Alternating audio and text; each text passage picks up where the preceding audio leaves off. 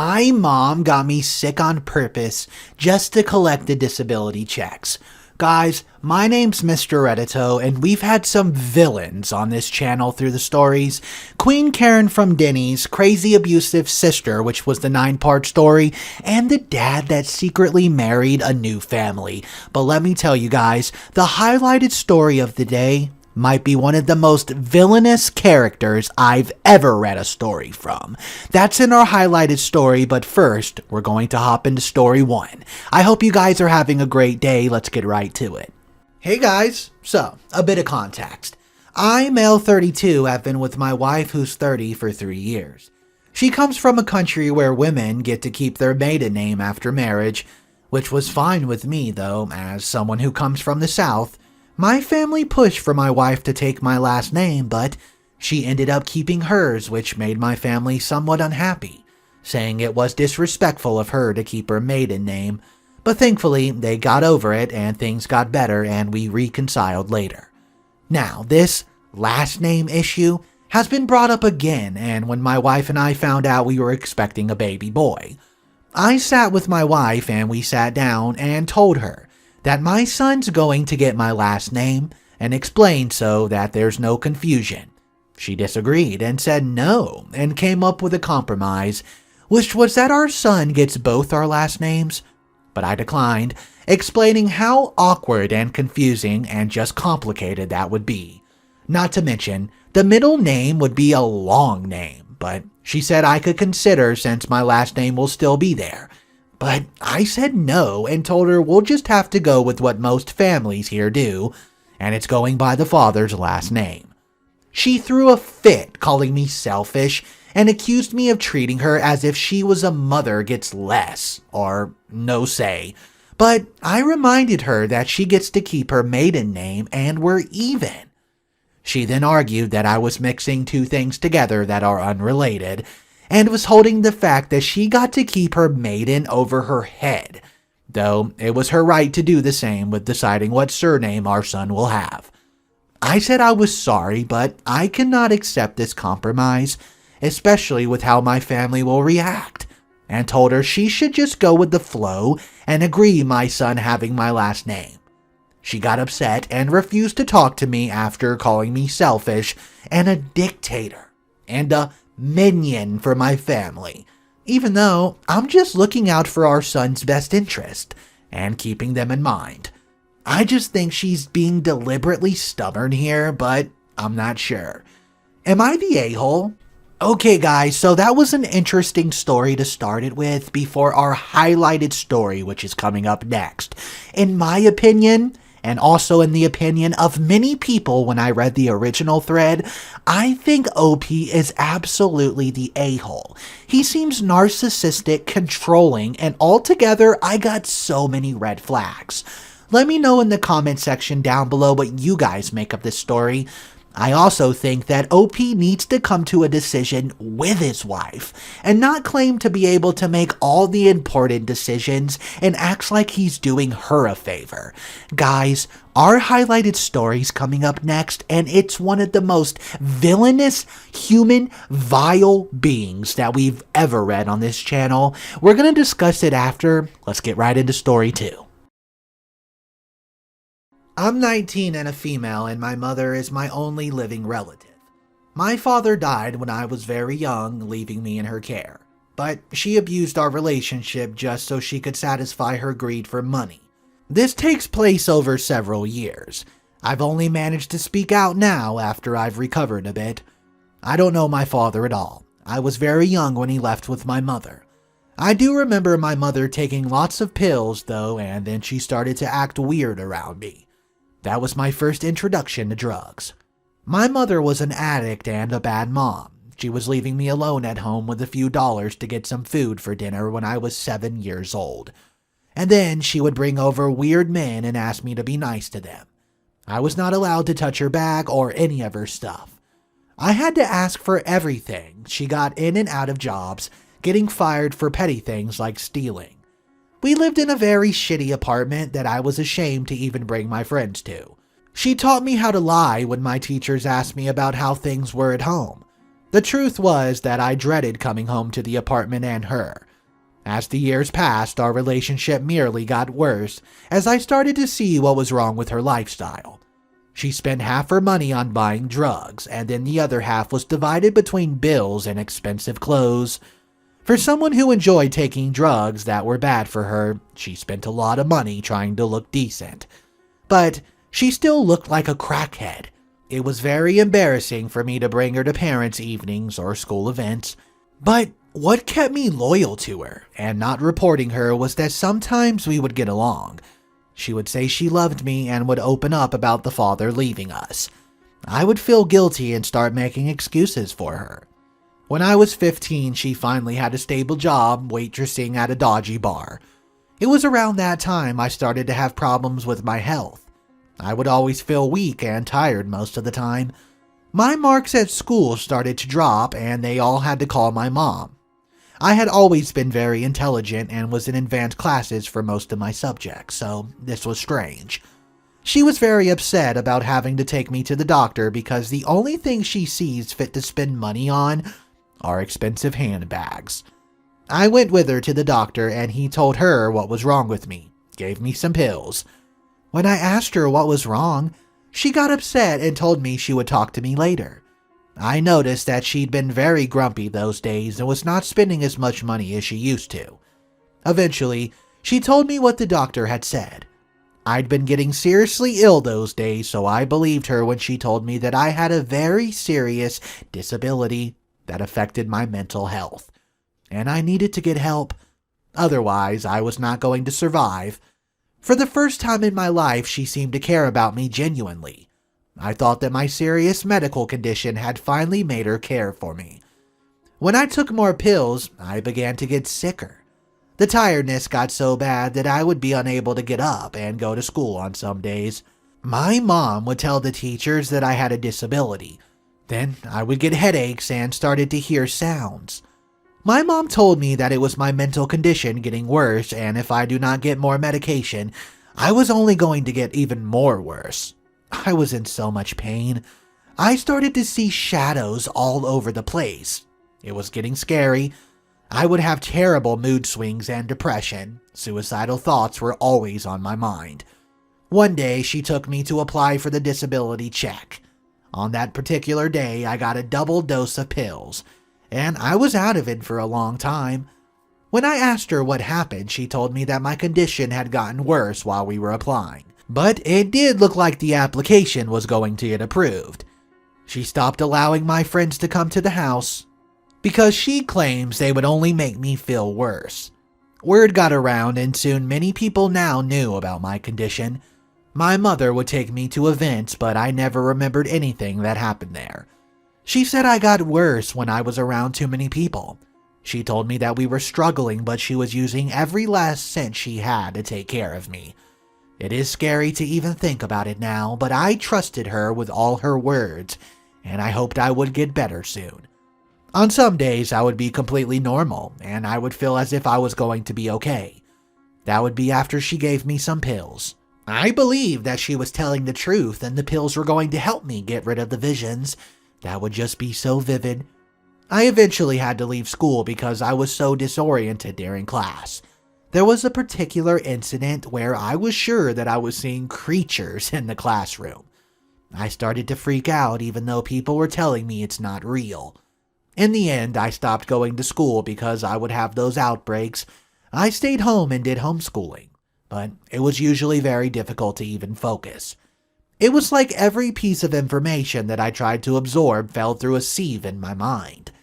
I would stare at a book for a long time until the words started swimming in front of me. That's when I dropped out. She kept on promising me that she would find a way to help me, but she did not have any money, just her salary and my disability check. Somehow, what she was saying made sense to me. After all, the doctors had confirmed my diagnosis. When I was 17, it seemed as if it was getting better. I did not get sick when she gave me the pills anymore. I asked her if I could go to the doctor so that they could confirm I was feeling better. Most of my friends were having lives and I wanted to join them out there. She brought the doctor to see me, and when he left, he gave me these very big pills. When I took them, I would lose sight of who I was and where I was. She rarely gave them to me, but when she did, I would get lost. Sometimes I would not be able to talk. She would lock me in my room and I was not allowed to come out or let anyone in. If I was good, she allowed me to see people when they came, but I would always feel paranoid when I was around my friends. When they went to college, no one visited anymore, but there was one friend in particular who stood by me during this time. Hannah. Hannah knew what it was like to not have parents present in your life. Her father passed away and her mother worked as a veterinarian on horses and cows out of town. When I started getting sick and having anxiety and depression, she had supported me. Even through my bad days when I could barely speak, she was there. My mom let Hannah visit most of the time, and when I just turned 19, Hannah asked my mom if I could spend the weekend at her place. I was not feeling very sick, but my mind was a bit clouded. Surprisingly, my mother agreed for me to stay at Hannah's for the weekend. She'd been getting a bit irritated with me and taking care of me the past few days, and I could see it with the way she treated me. I was relieved to finally be able to get out of this house. My mom gave me most of my medication and wrote instructions for Hannah on what to do. For some reason, my medication did not have any labels. It was just clear bottles marked with numbers. My mother later explained in her defense that it was because they were trial drugs, but it was one of her many lies over the years. The weekend went relatively well, but I did not take any of my medicines once. The one she gave me worn off, mainly because of how cloudy they made me feel, and I wanted to enjoy the weekend with Hannah. So, even though I still felt the lethargy, a term I learned at a medical evaluation several months ago, I was feeling well. I think it was on Saturday night at a dinner that I started to sweat and feel very anxious. I took it as an effect of not taking my pills, but I did not even have the strength to get up. Hannah ran to take my bag of pills. I took the big ones that I've gotten 2 years ago. Even though they were most likely to make me numb, I would have to sleep earlier. Hannah's mom had an off weekend, so she had been there, but I've not seen her much until the dinner night. She suddenly shouted for me to stop and asked me what the hell I thought I was doing. I told her it would help with my anxiety. She snatched the pills away from me and she looked as if she was panicking. I asked what's going on.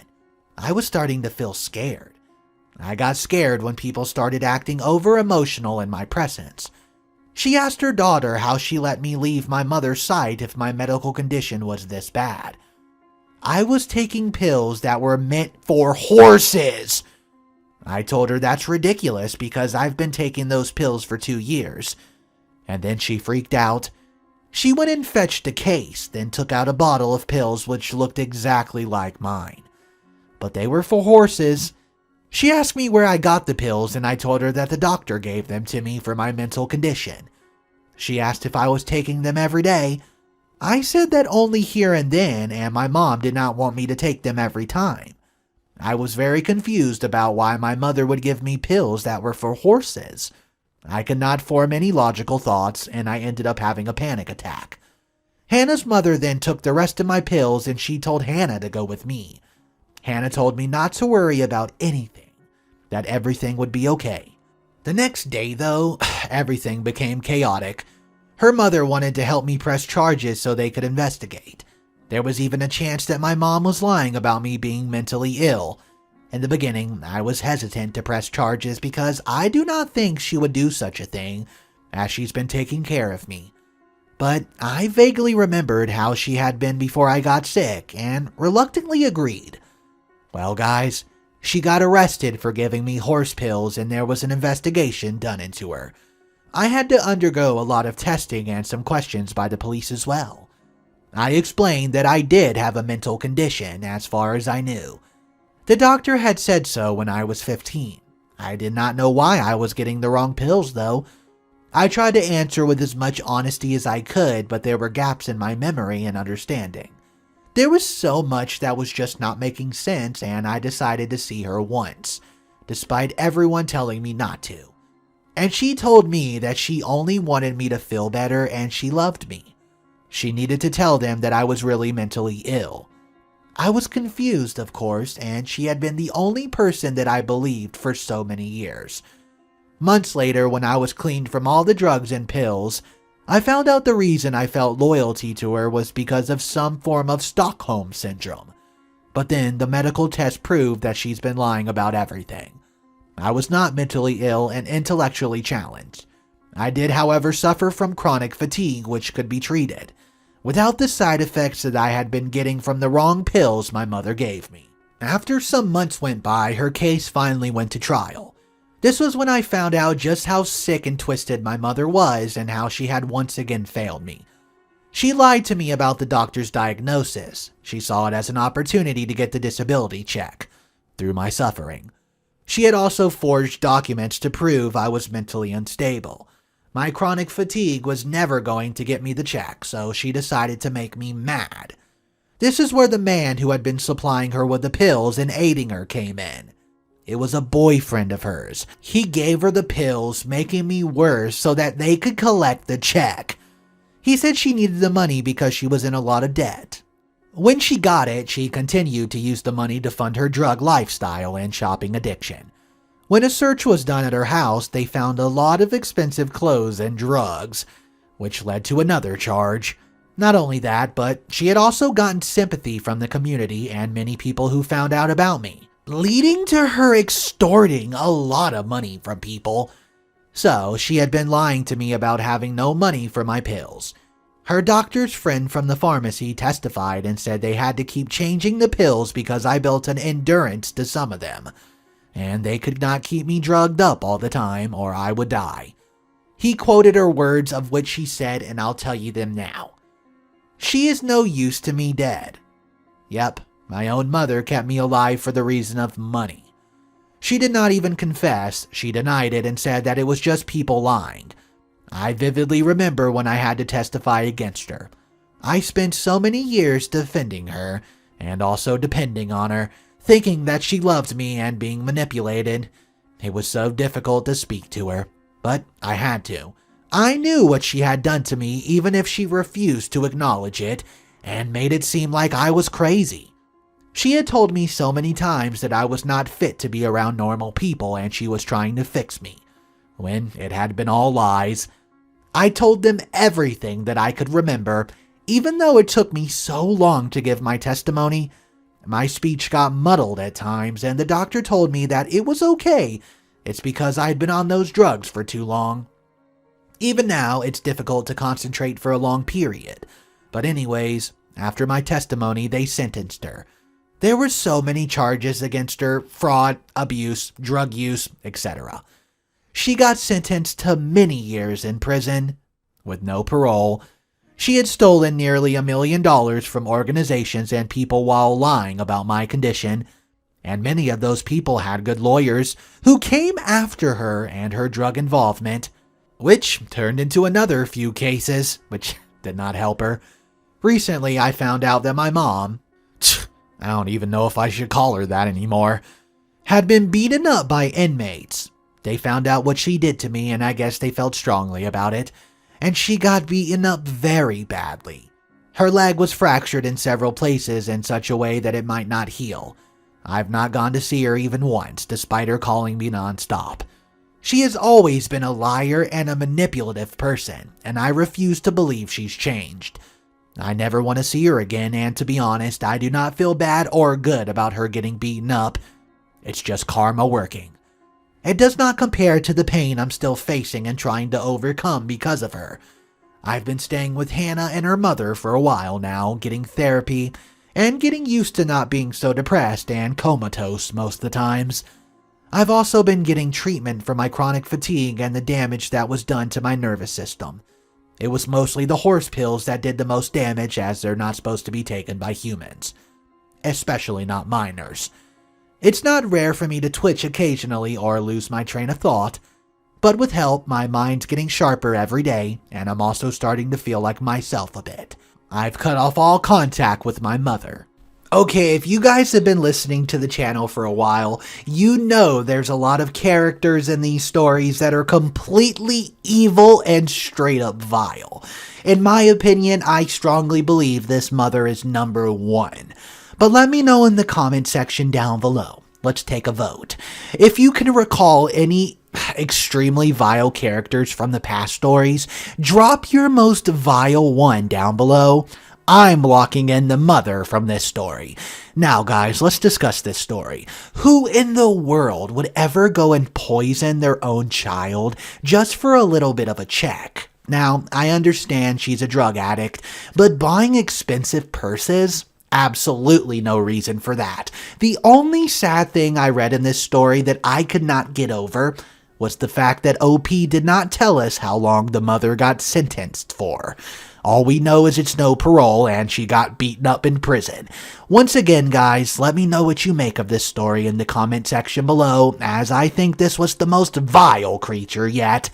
We still have one more story, story 3. Let's get right to it. A month ago, my younger sister, who's 13, moved in with us. Our mom has been a drunk my whole life, but she's also been a functioning alcoholic, until now. My sister called me crying a month ago and said that our mom let this dude move in, and he was being creepy towards my sister. So I drove down and my mom agreed that my sister should go live with me. I did not ask my girlfriend for permission because my sister needed help, so it was a no-brainer. But ever since she moved in, my girlfriend's been complaining nonstop that I'm spending too much time with her, that I'm not spending enough time with my girlfriend, that I'm spending too much time and money on my sister, and so on. And now she told me that she'll dump me if I don't kick out my sister, that I'm not her father and I should not have let her move in at all. We've been together for 5 years and I honestly never seen her act this way. I'm obviously not going to kick my sister out, but I just don't know how to fix things with my girlfriend. Here's an update. Since I posted, my original post got a few messages and asking for an update, so here it is. After my post, I had a long conversation with my girlfriend regarding us, my sister, and our future. And she essentially told me that she does not want to be with me if it means she has to live with my sister. That she did not sign up to live with a teenager and that I should just send my sister back. I told her that's not a possibility, so the next day she moved out. There's still a ton of her stuff left and she'll pick it up when she's rent something new of her own. On my original post, many people said I should have discussed my sister moving in before she did. And maybe I should have, but my sister calling me crying, in the middle of the night, I got in my car and drove 400 miles to pick her up. As much as I love my girlfriend, now ex, my sister always comes first. Also, a few have asked how long my sister will stay with me, and honestly, I don't know. Most likely till she's an adult, unless her mom gets her life back on track. Yeah, guys, this is just straight up a toxic situation all the way around. Let's discuss it a little bit. Now, I'm not going to completely take OP's side, because at the same time, I do agree I would do anything for my sister as well, and 100% housing, yeah, if she's in trouble. But he definitely should have ran it by his girlfriend first, before he just nonchalantly moved his sister in. And after that, if the girlfriend was still like, you know what, no, your sister's not living here. Even if OP told her in advance and she says no anyways. At that point, I would 100% break up with her, just like OP did, because, well, his sister's very important.